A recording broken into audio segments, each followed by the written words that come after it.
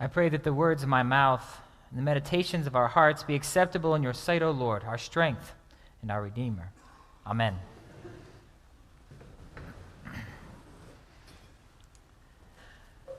So my 3 kids were away at my mom's this past week at what we like to call grandma camp in our house.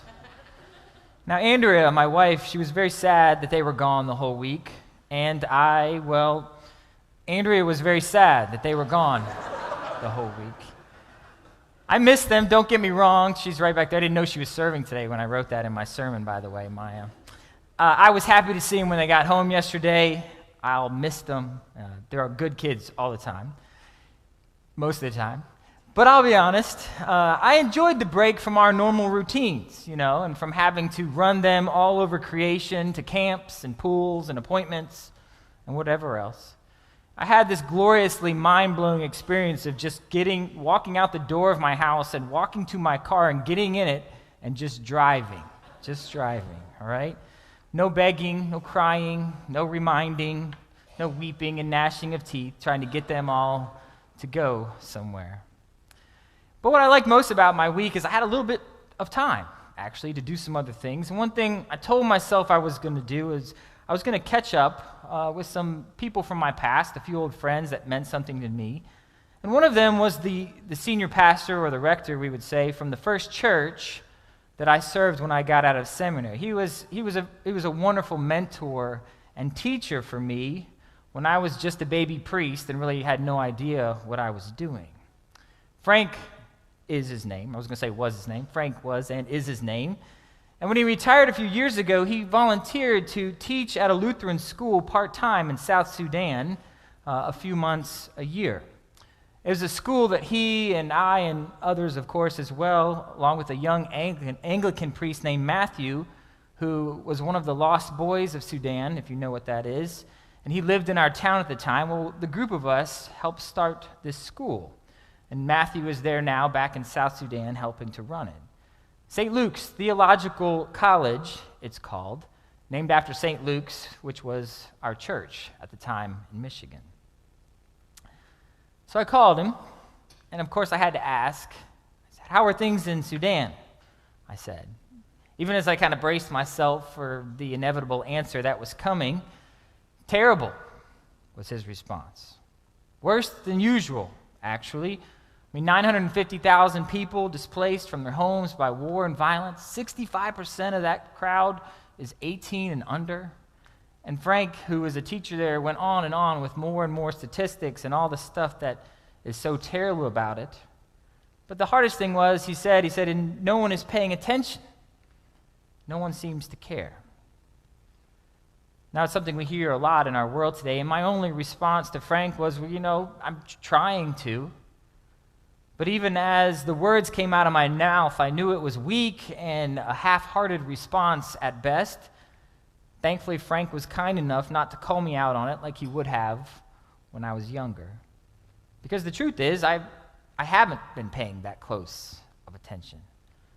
If anything, I find myself more and more these days so discouraged by how messed up and ugly the world is that I'm kind of just wanting to close myself off from it and maybe hide some.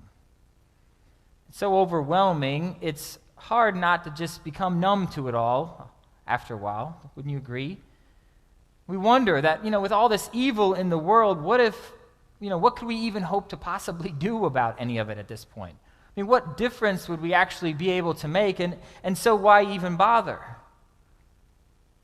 And yet here we are this morning with a parable told to us by Jesus in our gospel text that it's actually asking us to wrestle with this very issue.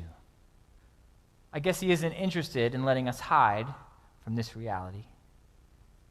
Now parables, they can be tricky things because sometimes we put ourselves in the story. We like to read them and understand them from our own point of view. And this parable of the wheat and the weeds is one of these parables that is so often susceptible to people kind of plugging in their own ideas about what it is.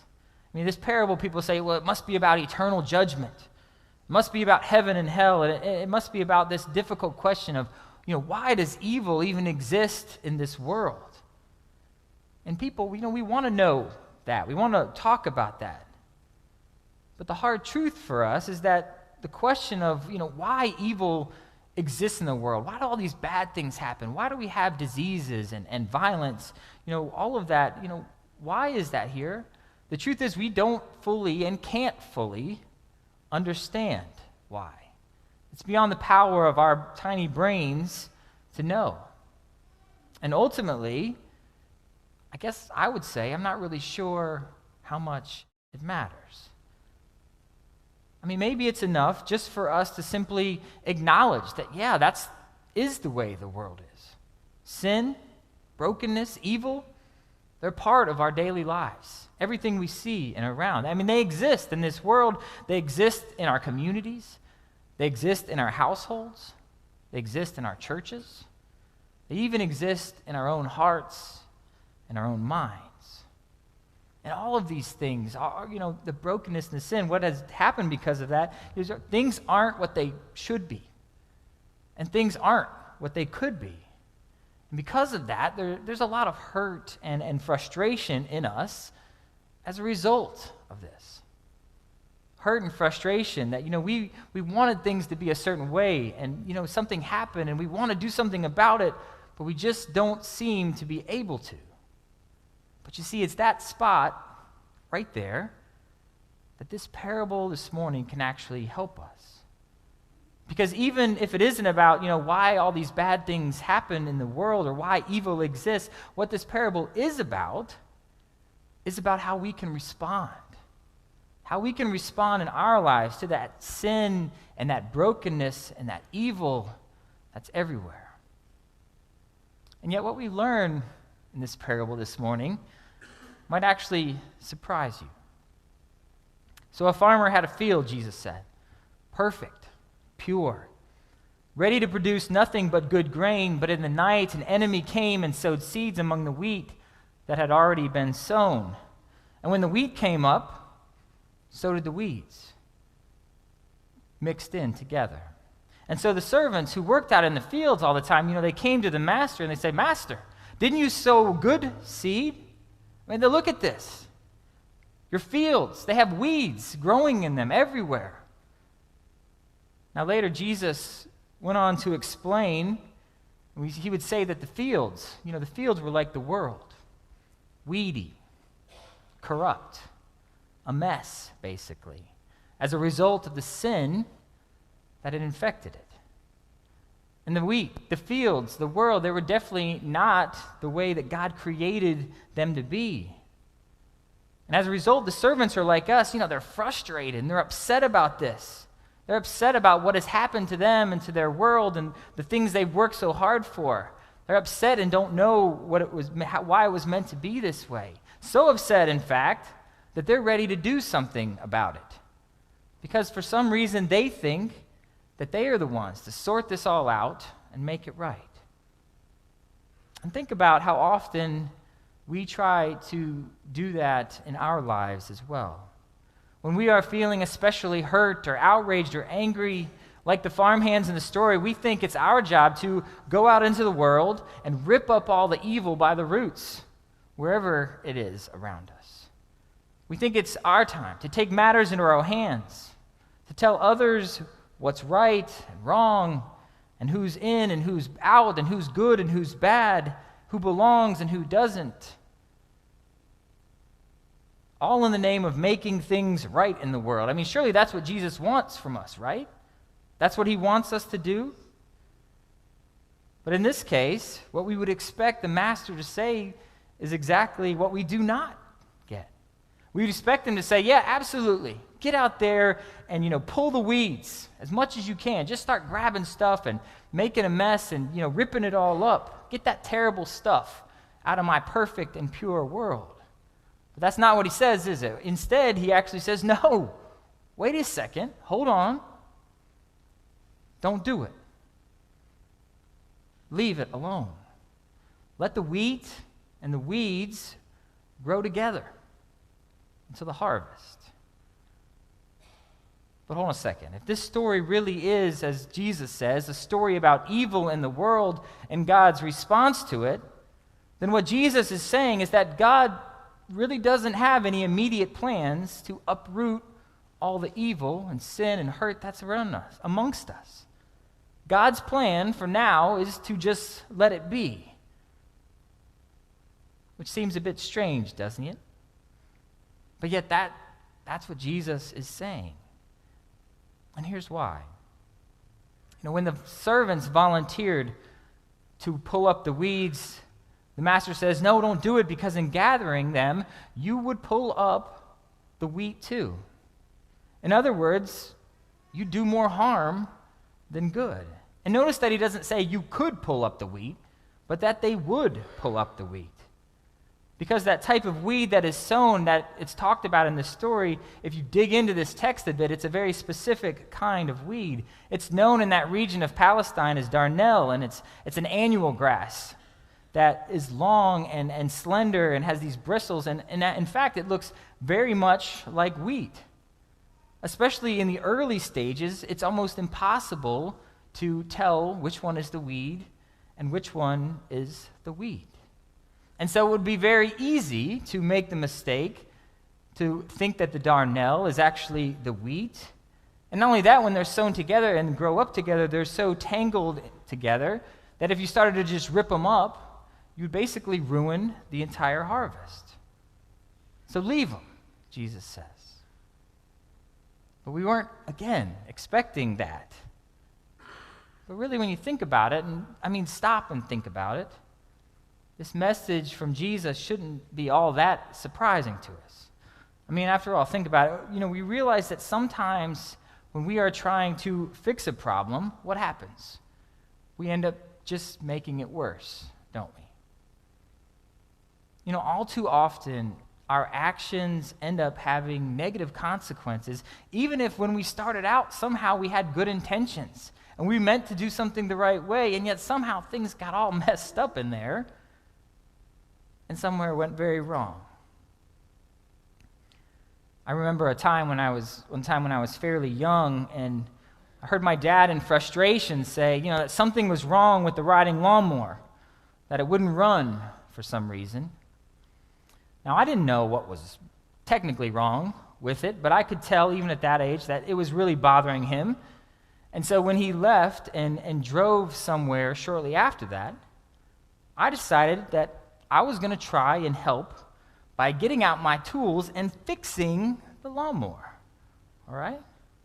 So I raised the hood on it, and I proceeded to take apart the engine piece by piece, part by part, just randomly pulling things off of it whenever I could. And I was so pleased with myself, I was fixing the lawnmower. My dad, he's going to come home. He's going to be so happy when he returns. Well, he did return sometime later with some gas to put in the lawnmower, since the only problem with it was that it had run out and he didn't have any extra in the shed, only to find me there, wrenches in hand, having taken apart the majority of the lawnmower engine. Sometimes, despite our good intentions, if we really don't fully understand what we're doing or all the pieces or the people involved, we can really mess things up. And I think we begin to see more clearly now why this caution this morning from Jesus might apply to us and how we deal with the evil and the weeds in this world.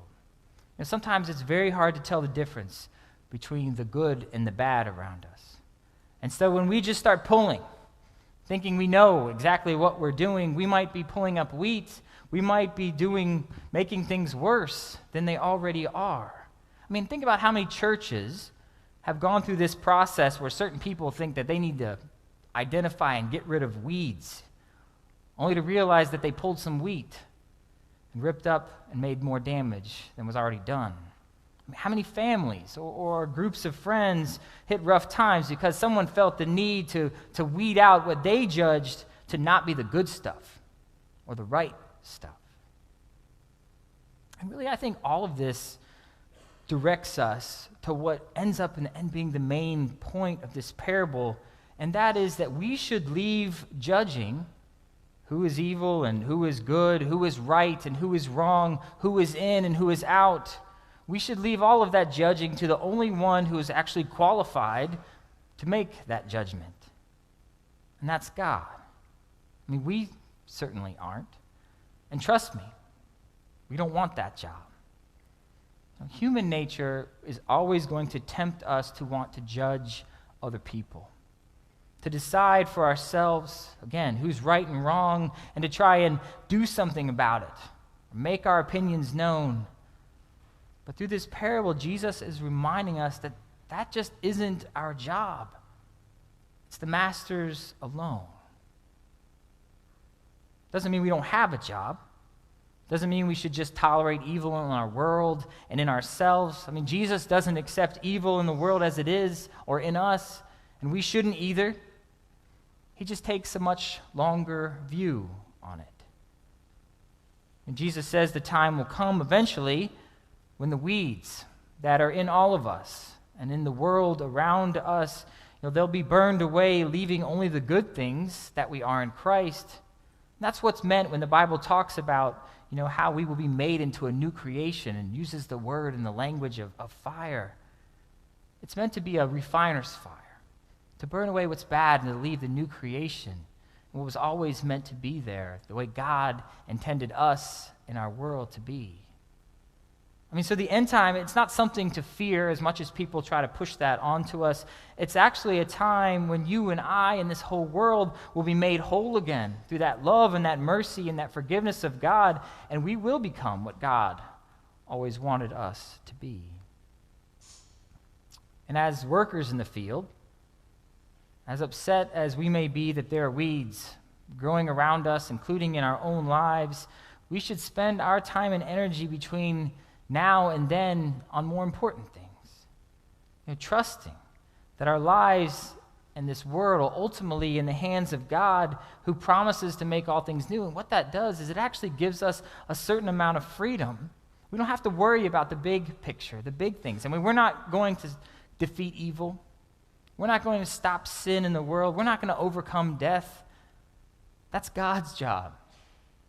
But we can take care of our little corners of the world, whether they're in St. John's or Roanoke or in South Sudan or wherever you find yourself. We can't close ourselves off to the pain and the frustration around us. We can't hide from it. We can't pretend it's not out there. We can't do God's job. We can do our job. Care for our neighbors. Speak out in love for those things, against those things we know are wrong. Support those in need. Take care of the vulnerable and the easily forgotten. Do that right here, right now. We can do that. The world can be a very painful place. It's full of weeds. It's full of sin. It's full of pain. It's full of hurt.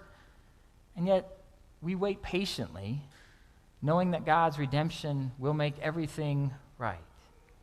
And in the meantime, confident in God's mercy and love, we can continue to work to nurture the good things that grow around us. For if nothing else, take this from this parable this morning, that evil is powerful. But yet Jesus reminds us today that something very much more important is that God is much more powerful still. Amen.